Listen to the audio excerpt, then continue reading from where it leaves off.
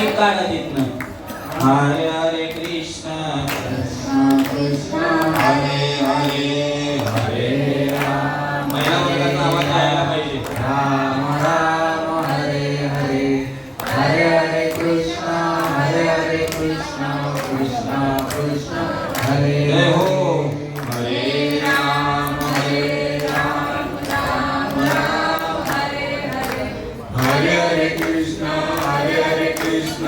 कृष्ण कृष्ण हरे हरे हरे राम राम राम हरे हरे हरे हरे कृष्ण कृष्ण कृष्ण हरे हरे हरे राम राम राम हरे हरे हरे हरे कृष्ण कृष्ण कृष्ण हरे हरे राम राम राम हरे हरे हरे हरे कृष्ण कृष्ण हरे हरे. कुंडली हरे विठ्ठल श्री ज्ञानदेव तुकाराम पंढरीनाथ भगवान की जय. माऊली ज्ञानेश्वर महाराज की जय. जगद्गुरु तुकाराम महाराज की जय. शांती ब्रह्म एकनाथ महाराज की जय. भक्ती सम्राट नामदेव महाराज की जय. आदिशक्ती मुक्ताई माते की जय. सच्चिदानंद सद्गुरु श्रीपाद बाबा महाराज की जय. सच्चिदानंद सद्गुरु रामदास बाबा महाराज की जय. सच्चिदानंद सद्गुरु नारायण बाबा महाराज की जय. सच्चिदानंद सद्गुरु रोहिदास बाबा महाराज की जय. सच्चिदानंद सद्गुरु नाना बाबा महाराज की जय. सब संतन की जय. भावदेवी माते की जय. बजरंग बली की जय. छत्रपती शिवाजी महाराज की जय. धर्मवीर संभाजी महाराज की जय. वंदे मातरम वंदे मातरम. भारत माता की जय. लहान मुलांच्या हातातील मोबाईल घेऊन जाता. वक्रतुंड महाकाय सूर्यकोटि समप्रभ निर्विघ्नं कुरु मे देव सर्वकार्येषु सर्वदा. गुरु ब्रह्मा गुरुर्विष्णु गुरुदेवो महेश्वरः गुरुः साक्षात् परब्रह्म तस्मै श्री. आज पापमोचनी एकादशी, त्या निमित्ताने मला ही प्रवचनाची सेवा तिथे. अध्याय श्री सार्थ ज्ञानेश्वरी अध्याय पहिला ओवी क्रमांक 2. देवा तुझी गणेश सकलात्मती प्रकाश बोल्या निवृत्ती दासू अवतार विजय. म्हणजे माऊली ज्ञानेश्वर महाराज काय म्हणतात, आपल्या सर्वांना बुद्धी देणारा दाता कोण, तर गणपती बाप्पा. आपल्या सर्वांच्या अंतःकरणात प्रकाश देणारा दाता कोण, गणपती बाप्पा. म्हणून गणपती बाप्पाला बुद्धीची देवता असे म्हटले आहे. पण शांतीब्रह्म एकनाथ महाराज यांनी याच्यात भागवतेत गणपती बाप्पाचे वर्णन करताना असे म्हटले की गणपती बाप्पाच्या मूर्तीकडे आपण बघितले तर गणपती बाप्पाचे प्रत्येक अवयव कसले ना कसले प्रतीक दर्शवते. आपण गणपती बाप्पाची मूर्ती आपल्या मखारी बसवतो तेव्हा गणपती बाप्पाचे डोळे बघितले तर ते एकदम छोटे आहेत, पण ते एकाच वेळी संपूर्ण सृष्टी पाहू शकतात. छोट्यातून छोटी वस्तू बाप्पा पाहू शकतात. बाप्पापासून काहीच वाचत नाही म्हणून बाप्पाचे डोळे छोटे आहेत. बाप्पाचे कान हे मोठे आहेत पण ते सर्व काही ऐकू शकतात. आपण किती आस्ते आवाज बोललो हलवाज बोललो तरी बाप्पा ते ऐकू शकतात. काही चांगलं वाईट असतं ते बाप्पा सर्व ऐकतात. म्हणून बाप्पाचे कान मोठे आहेत. तर बाप्पाला 4 हात आहेत. ते 4ही हात 4 पुरुषार्थ दर्शवतात. तर ते काय, धर्म अर्थ काम आणि मोक्ष हे 4ही पुरुषार्थ बाप्पाचे 4 हात दर्शवतात. बाप्पाच्या हातात परशु आहे. तो कशासाठी आहे, तर बाप्पाच्या भक्ताला आलेले संकट बाप्पा त्या परशुने म्हणजे कुऱ्हाड, त्या कुऱ्हाडीने बाप्पा ते तोडून टाकतात आणि असे काही लांब हे करतात की ते परत त्या भक्ताला कधीच येत नाही. म्हणून बाप्पाच्या हातात परशु आहे. आता बाप्पाच्या हातात हे अंकुश म्हणजेच काय तर पाश, बाप्पाच्या हातात पाश आहे. तर ते कशासाठी आहे तर बाप्पा या पूर्ण संसार दुःखात म्हणजे काय संसारात सुख आहे का नाही, दुःखच दुःख आहे का. तर त्याच्याकडे पैसा आहे तो पण दुःखी आहे, त्याच्याकडे नाही तो पण दुःखी आहे, गरीब पण दुःखी आहे आणि श्रीमंत पण दुःखी आहे. म्हणून या संसार दुःखात अडकलेल्या भक्ताला बाप्पा त्या पाशाने आपल्याकडे ओढून घेतात आणि भक्ती मार्गाला लावतात. या जन्म मरणाच्या फेऱ्यातून त्याला मुक्त करतात. म्हणून बाप्पाच्या ते पाश आहे. आता लंबोदर, बाप्पाला लंबोदर असते नाव दिले. तर का तर संपूर्ण चराचर सृष्टीत बाप्पाच व्यापलेला आहे, बाप्पाच्या व्यतिरिक्त दुसरं काय आहे का नाही. म्हणून बाप्पाला लंबोदर हे नाव देण्यात आले. बाप्पाला एकदंत पण नाव देण्यात आले का तर बाप्पाचा दंत तो संपूर्ण चराचर सृष्टीला प्रकाशमान करतो. म्हणून बाप्पाला एकदंत हे नाव देण्यात आले. आता विघ्नहर्ता पण नाव बाप्पाचं का तर जो भक्त क्षणभरासाठी का होईना बाप्पाचे दर्शन घेतो त्याचा संसार बाप्पा निर्विघ्नपणे आणि आनंदाने पार पडतो. म्हणून बाप्पाला एकदंत हे नाव देण्यात आले, विघ्नहर्ता हे नाव देण्यात आले. सॉरी मोदक. आता बाप्पाच्या हातात मोदक असतो कशासाठी तर जो भक्त बाप्पाच्या कसली अपेक्षा न ठेवता भक्ती हाच माझा हे असा जो दर्शन घ्यायला येतो त्या बाप्पाचा त्या भक्ताला बाप्पा तो मोक्षरूपी मोदक देऊन या 84 लक्ष योनीच्या फेऱ्यातून मुक्त करतो. म्हणून बाप्पाच्या हातात मोदक आहे. तर बाप्पाच्या मुख हे आनंदाचे प्रतीक आहे. बाप्पाच्या मुक्तीकडे पाहिले तर बाप्पा पूर्णपणे हत्ती नाही आणि पूर्णपणे मनुष्यही नाही, ते नरी नाही आणि पशुही नाही. म्हणून बाप्पा हे व्यक्त आणि अव्यक्त यांच्या पलीकडे निर्विकार असे आहे. म्हणून बाप्पाची मुखाने कोणी स्तुती करू शकत नाही, बाप्पाची स्तुती होऊ शकत नाही, वर्णन होऊ शकत नाही. बाप्पाची स्तुती करून वेद महर्षी थकतात आणि बाप्पाला नमस्कार करतात, हात जोडून नमस्कार करतात. आता आपण बाप्पाची स्तुती केली की कशामुळे साधू संतांमुळे सद्गुरूंमुळे. आपल्या आयुष्यात आलेले सद्गुरू कोण तर आपले श्रीपाद बाबा, आपले रामदास बाबा, आपले नारायण बाबा, आपले रोहिदास बाबा आणि आपले नाना बाबा. आणि मी ज्यांच्या हाती माळ घातली ते आबा बाबा. आता मी पण पहिले काय माळ घातली नव्हतं हे तुम्हाला माहिती आहे. आता मी यांच्याशी लग्न केलं, मला 18 वर्ष झाली माळ घातली आणि मी यांच्याशी लग्न करून माळ घालू म्हणजे मी माझ्या जीवनाचं सार्थक केलं. कारण या गाडीवर मला बसण्याचा आज मान मिळतो म्हणून मी स्वतःला भाग्यवान समजतो. मला या गाडीवर बसण्याचं भाग्य भेटलं. मी गुरुजनांचं पण आभार मानते, त्यांनी मला इथे बसण्याचा आज मान दिला. नारदाची गादी या नारदाची गादी तर म्हणजे महत्व अजून कोणाला माहित नाही. नारदाची गादी येते, नारदाचंच महत्व कोणाला माहित नाही खरं म्हटलं तर. मला पण पहिले माहिती, यांनी माझ्या मिस्टरांनी मला समजून सांगितलं नारदाची काय खाते. अजूनपर्यंत लोक नारदाला कलीचा गाराने समजतात, असं वाटतं ते आपल्याला सांगत होतं. आता आपले सद्गुरू, या सद्गुरू आपल्या सद्गुरूंची नावं घेतली, त्या सर्वांचा गुरु कोण तर दत्तगुरु. सर्व देवतांचा देव कोण तर दत्तगुरु.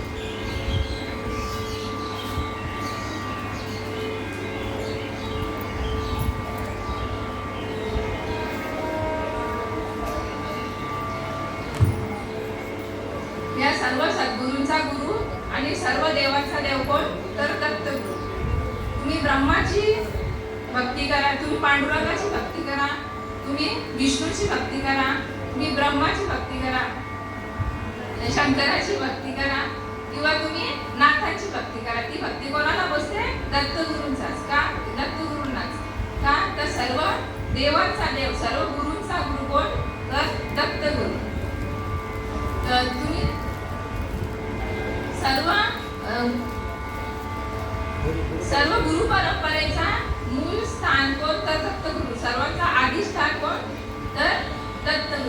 दत्तगुरूंनी लोककल्याणासाठी अनेक अवतारे घेतली. त्याच्यातील पहिला अवतार दत्तगुरूंनी श्रीपाद वल्लभ म्हणून पिठापुरात अफलराज ब्राह्मणाच्या घरी घेतला. तर पिठापुरात अफलराज नावाचा ब्राह्मण आणि त्यांची पत्नी सुमती हे दोघे राहत होते. ब्राह्मणाची पत्नी धर्मशील आणि पतिव्रता होती. तर एके दिवशी त्या ब्राह्मणाच्या घरी पितृश्राद्ध होते. तर त्या दिवशी त्या ब्राह्मणाने ब्राह्मण भोजन ठेवलेले. पण ब्राह्मण भोजन ठेवलेले त्याच दिवशी दत्तगुरू हे वेश वाटून भिक्षुकाच्या वेशात त्या ब्राह्मणाच्या घरी भिक्षा मागण्यासाठी आलेले. पण पितृश्राद्धाच्या दिवशी ब्राह्मणाला भोजन दिल्याशिवाय कोणाला भोजन देत नाही. पण ती ब्राह्मणाची पत्नी सुमती ही धर्मशील होती, म्हणून ती आपल्या दारात भिक्षुक आलेला पाहून त्या भिक्षुकाला भिक्षा दिली. पण ते कोण होते? दत्तगुरू होते. मग दत्तगुरू तिच्यावर प्रसन्न झाले. तिची धर्मशीलता पाहून तिच्यावर प्रसन्न झाले आणि दत्तगुरूंनी तिला सांगितलं की तुझी धर्मशीलता पाहून मी तुझ्यावर प्रसन्न झाले, तुला काय वर मागायचं ते माग.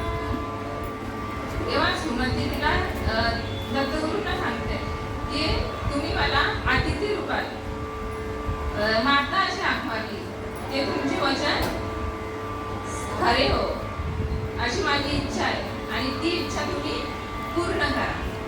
तर ती म्हणते का मला अनेक पुत्र जन्माला आले पण ती वाचली नाही, जन्म घेतलाच मरण पावली. 2 पुत्र आहेत मला पण ती असून नसल्यासारखे आहेत.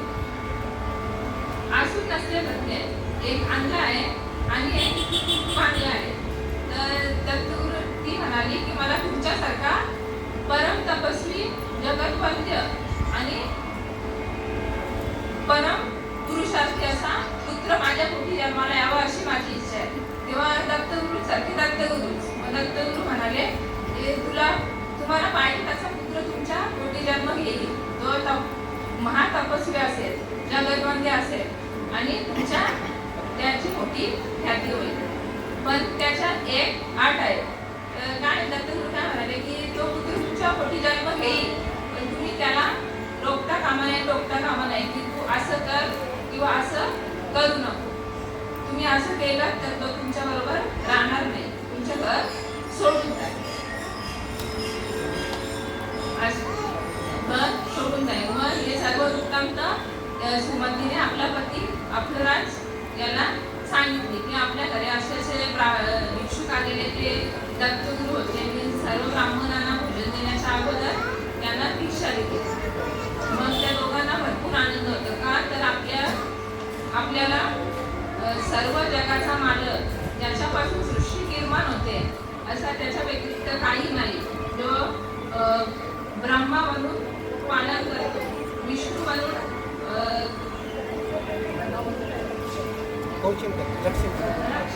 रक्षण करतं आणि शंकर म्हणून संहार करतो. असा सर्व त्रैलोक्याचा राणा आपल्या घरी जन्माला येईल, आपल्या पोटी जन्म घेईल म्हणून त्या दोघं दाम्पत्याला भरपूर आनंद होतो. मग असे करता करता एके दिवशी सुमती गरोदर राहील आणि त्यांनी एका तेजस्वी बालकाला जन्म दिले. मग त्यांना अगोदरच माहिती होतं की आपल्या पोटी असं दत्त जन्माला येणार आहे म्हणून ते लोक भरपूर खुश असतात. म्हणून ते सर्व गावाला आमंत्रण करतात, ब्राह्मणांना बोलवतात. मग सर्व येतात आणि ब्राह्मण बघतात त्या पुत्राला. तेव्हा ब्राह्मण म्हणतात की हा कोणतरी तेजस्वी पुरुष आहे, हा विश्वाला ज्ञान देण्यासाठी आलेला आहे, त्याची जगद्गुरू म्हणून ख्याती होईल. मग ते दोघे ते ब्राह्मणांचे ऐकतात आणि मग त्यांच्या पुत्राचे नाव श्रीपाद असे ठेवतात. पुत्राचे नाव श्रीपाद असे ठेवतात. मग श्रीपाद आपल्याकडे मुलगा 1-1.5 वर्षाचा झाल्यावर त्याचे केस काढतात. मग श्रीपाद 7 वर्षाचे होते. पण पूर्वी ब्राह्मण त्यांचे पुत्र 7 वर्षाचे झाल्यावर त्यांचे केस काढत असत. मग श्रीपाद 7 वर्षाचे झाले. मग त्यांच्या आई वडिलांनी त्यांची मुंडी केली, मग तेच केस काढले. मग श्रीपादाचे केस काढल्यावर ते 4 शास्त्र 18 पुराणे 6 शास्त्र 18 पुराणे सर्व वेद घडाघडा बोलू लागले. मग ते सर्व लोक आश्चर्यचकित झाले की एवढा मुलगा याला एवढा वेदांचा ज्ञान कसा, हा कोणतरी महापुरुष आहे असे सर्व लोक त्याला बोलू लागले. त्याचा वंदन करू लागले. मग असे होता तर सर्वकडे श्रीपादांची ख्याती झाली. मग असे श्रीपाद 16 वर्षाचे झाले. मग प्रत्येक आई वडिलांना त्याची आपल्या पुत्राच्या विवाहाची चिंता लागलेली असते, तशी श्रीपादांच्या आई वडिलांना त्यांच्या विवाहाची चिंता लागलेली. मग एके दिवशी श्रीपादांच्या आई वडिलांनी त्यांना विवाहाबद्दल विचारलं. श्रीपादांच्या आई वडिलांनी त्यांना विवाहाबद्दल विचारलं. तेव्हा श्रीपाद म्हणाले की मी विवाह नाही करू शकत. मी या साधू जणांना दीक्षा घेण्यासाठी अवतार घेतला आहे. मी नाही विवाह करू शकत. तेव्हा श्रीपादांनी त्यांच्या आई वडिलांना जे वचन देताना जे सांगितलेलं त्याची आठवण करून दिली. तुमच्या पोटी असाच पुत्र जन्म घेईल, पण तुम्ही त्याच्या मनाविरुद्ध जाता कामा नये. असं जर तुम्ही केलं तर तो पुत्र तुमच्या बरोबर राहणार नाही, निघून जाईल. त्यांच्या आई वडिलांना खूप दुःख होतं. पण ते बोलतात तुम्ही आमच्या म्हातारपणीची काठी आहात. तुम्ही जर निघून गेलात तर आम्ही कोणाकडे बघायचं. आम्हाला 2 पुत्र तर आहेत, ते एक अण्णा आहे आणि एक पांगला आहे. मग तुम्ही निघून गेले तर आम्ही कोणाकडे आशा करायची, आम्ही कोणाकडे बघायचं. मग ते श्रीपाद सांगतात एवढंच ना. मग श्रीपाद त्यांच्या दोन्ही भावांवर कृपा दृष्टी करतात आणि त्यांच्या दोन्ही भावावर कृपा दृष्टी करतात आणि त्यांना सर्व वेद संपन्न, सर्व गुण संपन्न करतात. आणि जो आंधळा होता त्याला डोळे येतात, जो पांगला होता त्याला पाय येतात आणि सर्व गुण संपन्न करतात. आणि त्यांच्या आई वडिलांना सांगतात की तुमची ही दोन्ही मुलं परम तपस तेजस्वी होती, तुमच्या कुलाचा उद्धार करते, यांची मोठी कीर्ती होईल आणि तुमच्या घरात लक्ष्मी अखंड वास करेल. असं सांगून तत्गुरू त्यांच्या मात्याने त्यांच्या आज्ञा घेऊन साधू जणांना दीक्षा देण्यासाठी काशीला गुप्त रूपात निघून लागतात.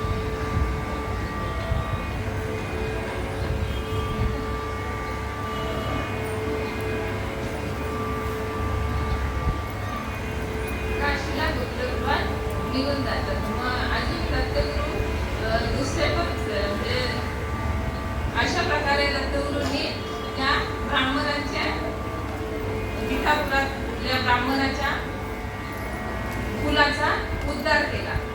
मग नंतर दुसरे रूप दत्तगुरू हे याचं घेतात, नृस याचं घेतात.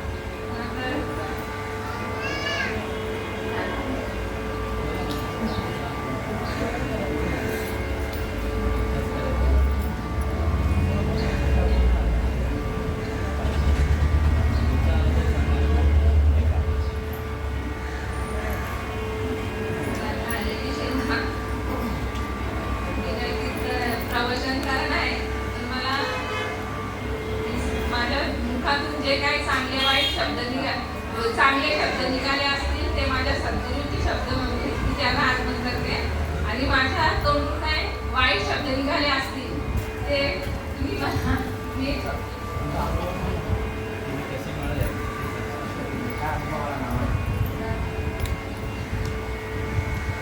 आता माझ्या जीवनाचा उद्धारच केला. मी मग सांगितलं त्यांच्याशी लगेच